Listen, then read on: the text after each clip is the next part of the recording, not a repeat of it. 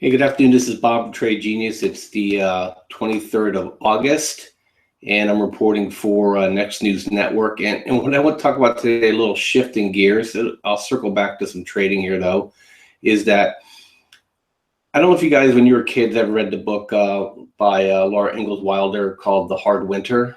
It was a real event, and it was in 1881, that winter, where they had just blizzard after blizzard after blizzard, and the snow was so high that they literally had 25 or 30 miles of train track that were covered by 10 feet of snow.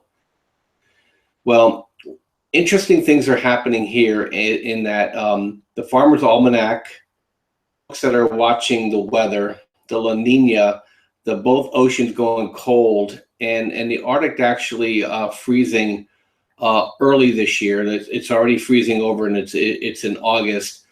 And I don't know if you noticed too, we had a kind of a polar vortex already in August come down that dropped temperatures 20 or 30 degrees. And what's also been happening is, and the reason why I bring this up today is that there's been an accumulation of records that are falling 20 years ago, and 135 years ago is when that hard winter story happened.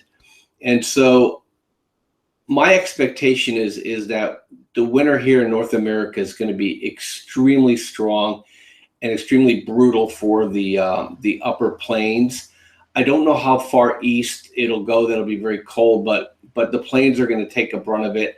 Southern Canada, definitely eastern Montana, the Dakotas, into Nebraska, western Minnesota for sure, down into Iowa. It's going to be really, really cold. And I think it's going to really shock people. And also what's happening is now there's starting to be a bit of a recognition here that even people that are advocating, the AGW with the global warming, which, I am not part of. I'm definitely in the camp that man is a blip and the sun drives all, is that they're even starting to hedge their bets saying, hey, you know what? It's been extremely cold and wet in Western Europe, and that usually portends a cold winter for us here as well.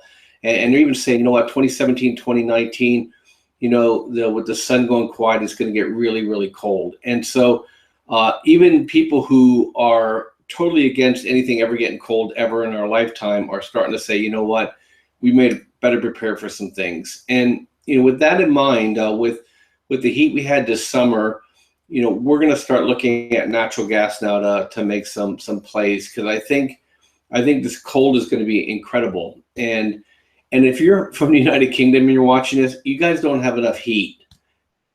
Much of your power plants, to save the planet. Well, you may save the planet, but you may not save yourselves. And I'm not sure how. I know France has a lot of nukes.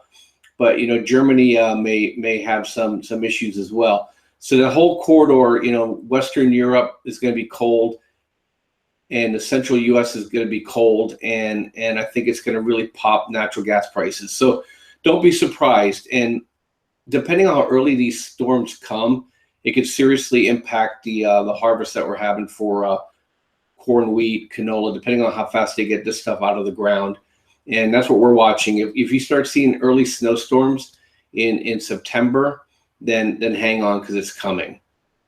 So I thought I'd bring that to your attention. If not, it's a great book to read. Definitely is a true story. I didn't think so. I went ahead and did some research on it.